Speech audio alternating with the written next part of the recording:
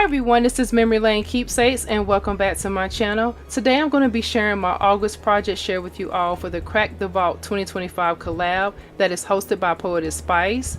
All of the ladies that are in the collaboration will be listed in the description box. Make sure you go over and show them some crafty love. We are supposed to post every third Friday at 10 a.m. Eastern Standard Time. And so I will definitely be back in September and the rest of the year because it's a long year collab. But today I'm going to share my project with you all. I'm running a little behind, but I definitely want to go ahead and make sure I definitely got my August project share in there, guys.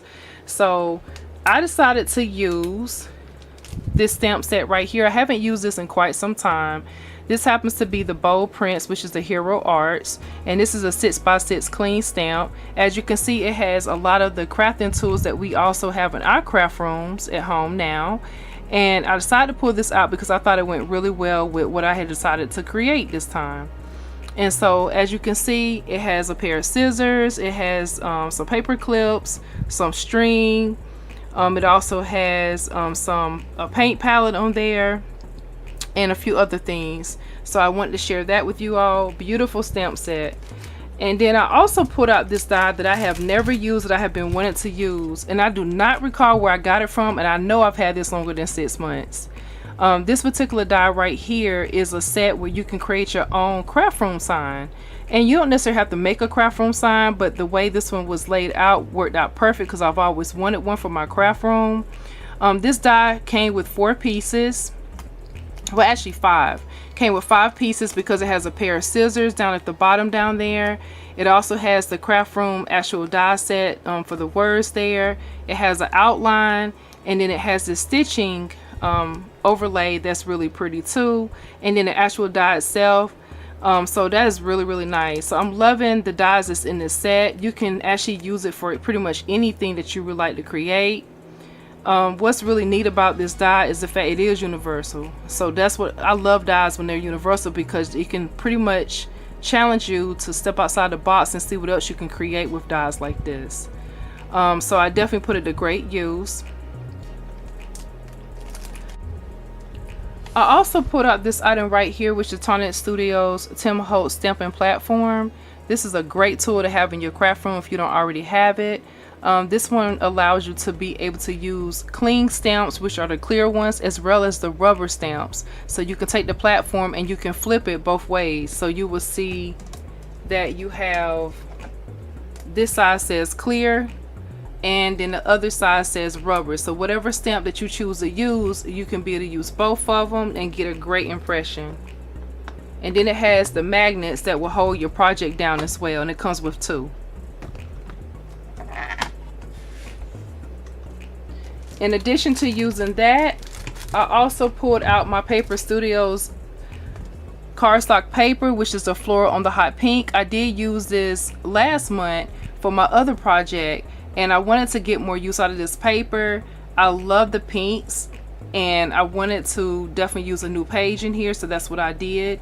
And so this paper pad came from Hobby Lobby, and it was originally $13.99, and I got it for $3.49, which was really great because it has 20 designs and 3 different sheets of each one, and so it allows you to be able to utilize the paper really well, especially for those big projects. I pulled out one of my my favorite glues, which happens to be the Belly Art Precision Craft Glue. And you can pretty much use any glue for your projects, whatever it is that you really like to use. And I pulled out this item here, which is the Tim Holtz Studios. This is the Pokey tool. And then I also use my VersaFine ink. Now for my finished project, I created a craft room sign, and this is what it turned out like. I absolutely love the way this turned out. This was a lot of fun. This one took me a little while, but it wasn't complicated. What I like to do is layer, and layer. So as you guys know, I have spoken about using cereal boxes a lot of times. So I like to cut out cereal boxes, and I like to, this is a cereal box right here. And this particular cereal box, I already cut this one down. And what I like to do is I like to cut them up and keep them to make my projects thicker. And so this is what you see here, and on the back I kept it raw so that way you can see it was an actual cereal box. This particular one, I left it like that on purpose so you guys could see that, but it has a different design as well, so I think I'm going to keep it that way. I was thinking about covering it with white cardstock paper and stamping my name, Memory Lane Keepsakes, on the back, but I decided I'm going to go ahead and leave it as is because that's art in itself as well, because it's going to actually be hanging on my craft room door, so I didn't see the need unless I was going to be giving this out as a gift.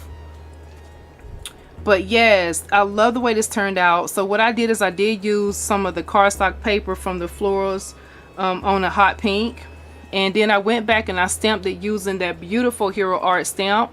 In the background, I just did the black ink. I wanted a design on the paper, nothing too crazy, but I just thought it really went well with this. For the scissors, I did fussy cut to get those two colors. I cut it out 3 times. Actually, I did first cut it out in black, but I ended up not going with the black because I wanted some color for a pop of the scissors.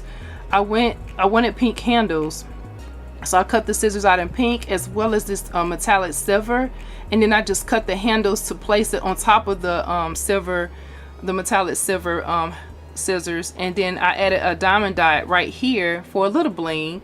And then you can see how I have the white lace doily coming around this craft sign here, and then I did the craft room. I cut that out in using the cereal box to give it a little bit thickness, as well as cutting it out in black cardstock and laying that on top and placing it right here on the sign.